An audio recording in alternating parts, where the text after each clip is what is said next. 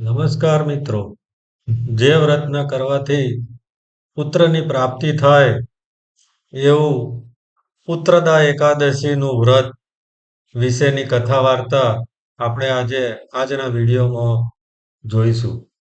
પુત્ર પ્રાપ્તિ માટે કયું વ્રત કરવું જોઈએ? મહર્ષિ લોમેશ દ્વારા સંતાન પ્રાપ્તિનો શું ઉપાય બતાવવામાં આવે છે? એક વર્ષમાં પુત્રદા એકાદશી કેટલી વાર આવે છે? પુત્રદા એકાદશી ક્યારે આવે છે? રાજા મહાજીતને કયા પાપથી સંતાન પ્રાપ્ત થતું નહોતું? રાજા મહાજીતને પુત્રની પ્રાપ્તિ કેવી રીતે થઈ? તો આ બધા પ્રશ્નોનો ઉત્તર આપણે આજના વિડીયો દ્વારા મેળવીશું. પુત્રદા એકાદશીનું વ્રત વર્ષમાં 2 વખત આવે છે. એક પોષ સુધી એકાદશ, એ પણ પુત્રદા એકાદશી કહેવાય છે. સાથે સાથે શ્રાવણ સુદ 11 પણ પુત્રદા એકાદશીના રૂપમાં મનાવવામાં આવે છે. આજના વિડીયોની અંદર આપણે શ્રાવણ સુદ એકાદશીના વ્રત વિશેની માહિતી મેળવીશું. ભૂતકાળની અંદર દ્વાપર યુગની અંદર મહિષ્મતી રાજ્યની અંદર રાજા મહાજીત કરીને એક રાજા હતો. જે રાજા પરદુપભંજન કહેવાતો, કે પ્રજાના સુખે સુખી અને પ્રજાના દુઃખે દુઃખી એવો રાજા મહાજીત હતો. એની દરેક નીતિ પ્રજાની સુખાકારી માટે હતી. એનું રાજાનું ધન પણ પ્રજાની સુખાકારી માટે વપરાતું હતું. આ બહુ સરસ રીતે રાજ્ય કરતો હતો. પોતાના રાજ્યમાં કોઈ વ્યક્તિ દુઃખી ના રહે એનું રાજા મહાજીત દ્વારા સંપૂર્ણ ધ્યાન રાખવામાં આવતું હતું. પણ રાજા મહાજીતને એક દુઃખ હતું કે એને કોઈ સંતાન નહોતું. સંતાન નહોતું એનું દુઃખ રાજાને મનમાં ને મનમાં કોરી ખાતું હતું. ધીમે ધીમે રાજા મહાજીતની ઉંમર વધતી ચાલી. તો એક દિવસ એને વિચાર થયો કે ચાલો ને મારા મંત્રીઓને બોલાવી અને આ પ્રશ્નનું નિરાકરણ લાવું. તો એણે એના મંત્રીઓને વિદ્વાન બ્રાહ્મણોને બોલાવ્યા અને કહ્યું કે ભાઈ, મેં જીવનમાં કોઈ પાપ કર્યું નથી. મેં મારી પ્રજાને પુત્રની જેમ જ સાચવી છે.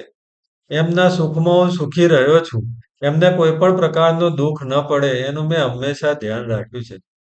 છતાં પણ મને સંતાન પ્રાપ્તિ થતી નથી. તો એનું કારણ શું છે એ તમે મને જણાવો. મંત્રીઓ અને બ્રાહ્મણો અને વિદ્વાનો પણ આ વાતથી પહેલેથી જ દુઃખી હતા. તેમણે કહ્યું કે રાજાજી, અમે આ વાત વિશે કંઈક ઉપાય ખોરી અને એનો કંઈક સચોટ ઉપાય મેળવવા માટેનો પ્રયત્ન કરીશું. રાજાજીને આમ આશ્વાસન આપી મંત્રીઓ અને વિદ્વાન બ્રાહ્મણો એનો ઉપાય ખોરવા માટે નીકળી પડ્યા.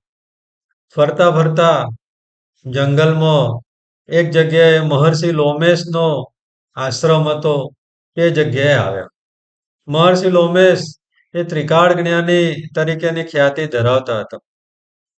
એમને થયું કે મેં મહર્ષિ લોમેશ પાસેથી અવશ્ય આપણા રાજાના દુઃખનો કંઈક ઉપાય મળશે. મહર્ષિ લોમેશના આશ્રમમાં જઈ મહર્ષિ લોમેશને પ્રણામ કર્યા.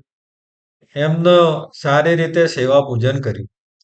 ઋષિ ખુશ થઈ અને મંત્રીઓ અને વિદ્વાન બ્રાહ્મણોને પૂછવા લાગ્યા કે ભાઈ, બોલો બોલો, તમારે શું જોઈએ છે? મંત્રીઓ અને વિદ્વાન બ્રાહ્મણોએ કહ્યું કે અમને તો કંઈ નથી જોઈતું, પણ અમારા રાજા જે મહાજીત, એમને સંતાન પ્રાપ્તિ થતી નથી. તો એમને સંતાન પ્રાપ્તિ થાય એવો કોઈ ઉપાય બતાવો. મહર્ષિ લોમેશ ત્રિકાળ જ્ઞાની હતા. એમણે ધ્યાનમાં જઈ અને જોયું કે રાજા મહાજીત દ્વારા એક મોટું પાપ થઈ ગયું હતું. એ પાપના પ્રતાપે એમને સંતાન પ્રાપ્તિ થતી નથી.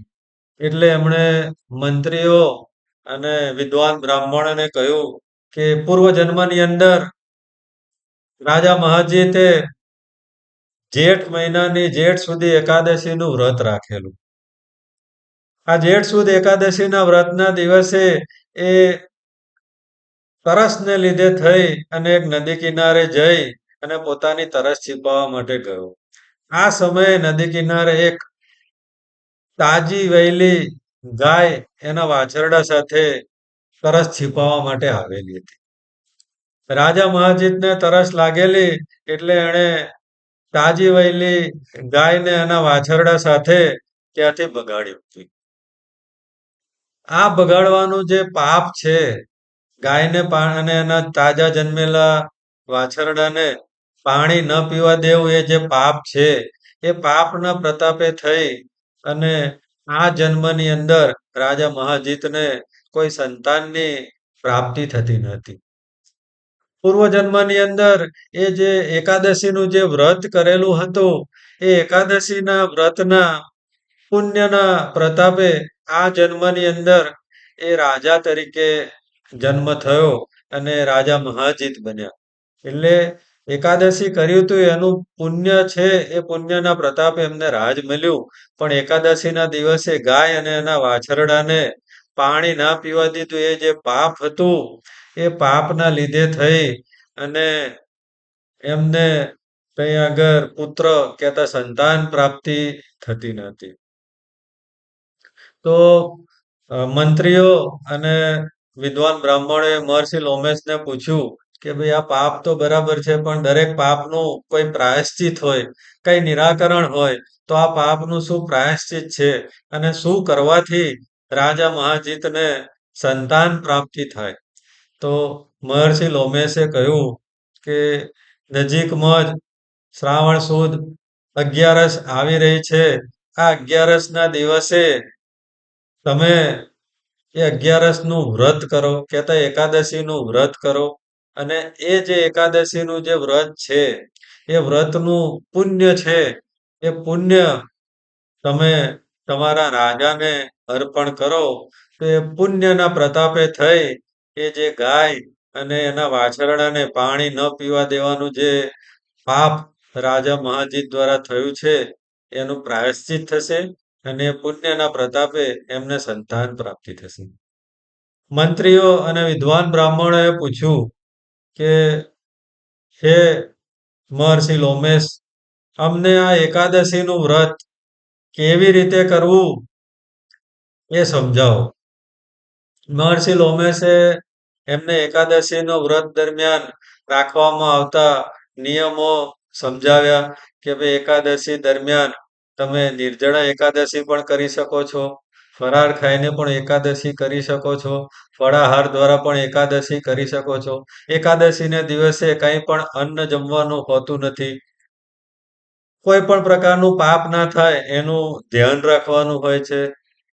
બને તો દસમના દિવસે સાંજથી જ જમવાનું છોડી દેવું જોઈએ અને બારસના દિવસે સૂર્ય ઉદય પછી શુભ મુહૂર્તની અંદર એકાદશીનું વ્રત છોડવું જોઈએ અને કહેતા પારણા કરવા જોઈએ.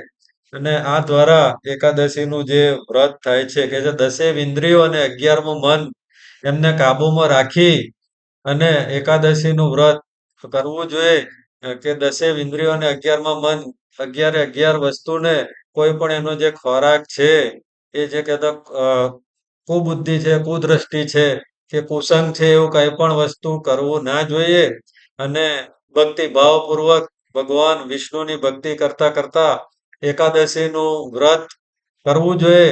આ સંપૂર્ણ વ્રતની માહિતી મહર્ષિ લોમેશ દ્વારા વિદ્વાન પંડિતો અને રાજાના મંત્રીઓને આપવામાં આવી. મંત્રીઓ અને પંડિતો પાછા રાજ્યની અંદર આવ્યા. શ્રાવણ સુદ એકાદશીનું વ્રત ખૂબ જ ભક્તિભાવથી કર્યું. વ્રત કરી અને વ્રતના સમાપનના દિવસે કહેતા બારસના દિવસે એમણે પારણા કરતી વખતે એ વ્રતનું જે પુણ્ય છે, એ પુણ્ય પોતાના રાજા મહાજીતને આપવા માટેનો સંકલ્પ કર્યો. આ વ્રતનું જે પુણ્ય રાજાને અર્પણ થયું, એ એકાદશી એ 11ના વ્રતના પુણ્યના પ્રતાપે રાજા મહાજીતને એક સુંદર સુશીલ પુત્રની પ્રાપ્તિ થઈ અને આખા રાજ્યની અંદર આનંદ મંગલ થયું. તો આવું સુંદર એકાદશીનું જે વ્રત છે શ્રાવણ સુદ 11ના દિવસે એ એકાદશી આવે છે જે એકાદશીને પુત્રદા એકાદશી કહેવામાં આવે છે. વર્ષમાં 26 અલગ-અલગ એકાદશી આવે છે તો દરેક એકાદશીની વિશેની વ્રત કથાઓ એ આપણે અલગ-અલગ એકાદશી વ્રત કથાઓને સિરીઝ ઓફ વિડીયોની અંદર આપણે જોઈશું. સાથે આગામી વિડીયોની અંદર 11નું વ્રત કહેતા એકાદશીનું વ્રત કેવી રીતે કરવું, શું કરવું અને શું ના કરવું એની વિસ્તૃત માહિતી અલગ વિડીયો દ્વારા આપણે મેળવીશું અને ભગવાન વિષ્ણુની કૃપાના પાત્ર થઈશું. તો એ સાથે જ જય માતાજી, જય શ્રી કૃષ્ણ, ઓમ નમઃ પાર્વતી પતે, હર હર મહાદેવ.